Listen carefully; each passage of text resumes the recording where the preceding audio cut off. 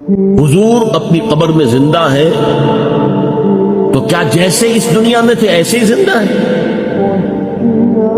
یہ موقف ہے ہمارے بریلوی علماء کا بھی اور دیوبند کے بھی بعض علماء ہیں، لیکن اہل حدیث اور دیوبند جماعت کے بھی کچھ لوگوں کی رائے ہے کہ نہیں، وہ برزخی زندگی ہے اور اللہ ہی جانتا ہے کہ وہ کیسی زندگی ہے۔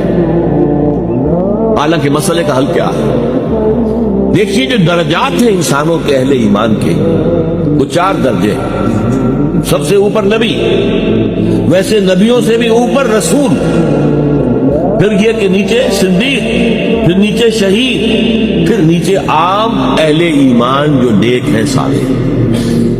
اب ان میں یہ تیسرا درجہ ہے شہید کا، جس کے بارے میں قرآن کہہ رہا ہے وہ زندہ ہے، لیکن تم ان کی زندگی کا شعور حاصل نہیں کر سکتے، تم نہیں جان سکتے کیسے زندہ ہے۔ بس ہم کہہ رہے ہیں کہ وہ زندہ ہے، مانو کہ وہ زندہ ہے۔